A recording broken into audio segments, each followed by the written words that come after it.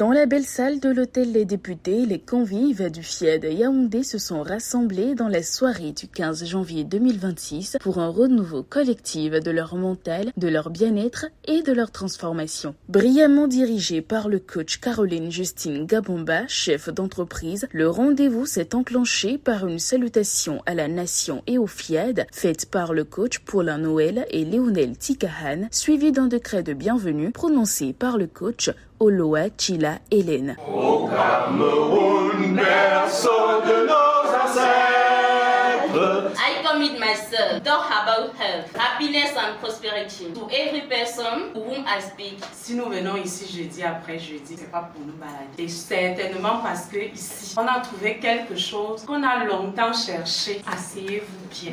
Les orateurs qui vont passer ici ont été divinement choisis pour nous. Je vous décrète une excellente académie de la réussite. Suite à cette installation, ce fut l'occasion pour les participants de recevoir les orateurs minutieusement choisis. La première oratrice, l'ambassadeur Angèle Meniatou, manager, s'est chargée d'exhorter chacun à utiliser ce qu'il a pour avoir ce qu'il n'a pas. Celui qui est fidèle dans les petites choses, l'est aussi dans les grandes choses. Ce que nous attendons dépend de ce que nous utilisons aujourd'hui. Le vrai point de départ du progrès n'est pas ce qui manque, mais ce qui est déjà entre nos mains. Moïse avait un bâton, Dieu en a fait un instrument de miracle. David avait une fronde, Dieu en a fait une arme de victoire. Ne méprisons jamais le peu que nous avons. La croissance vient par l'action. Une compétence s'améliore quand elle est pratiquée. Deux personnes peuvent avoir les mêmes moyens. L'une progresse, l'autre stagne. La différence n'est pas la chance, mais le niveau de responsabilité. Le niveau futur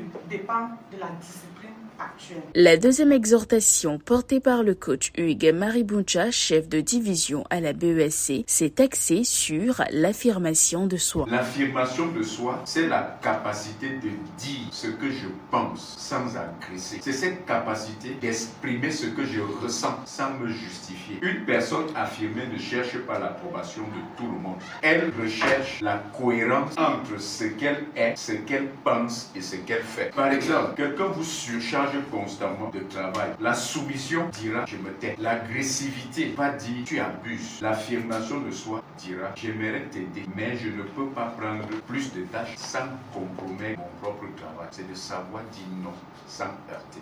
La troisième exhortation portant sur l'obéissance et la santé a été développée par le coach Gisèle Mambou, cadre de sécurité sociale. L'obéissance et la santé sont deux réalités que l'on croit souvent séparées, alors qu'en vérité, elles sont intimement liées dans la vie quotidienne. Lorsqu'on n'arrive pas à s'affirmer, on étouffe. C'est notre santé qui prend un coup. Cela suppose que de manière consciente ou inconsciente, ces deux expressions ont un lien que, s'il est compris, permet de mieux orienter ses choix et de construire une santé équilibrée.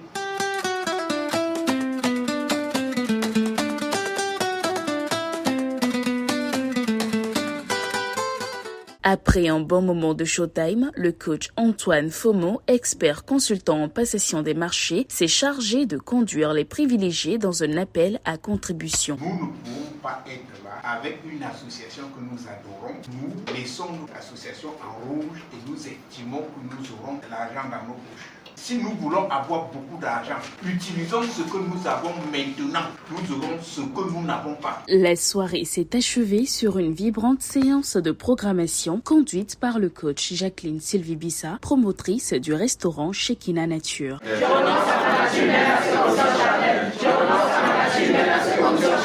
Séance terminée, le rendez-vous est pris pour le jeudi prochain à la même heure et au même lieu.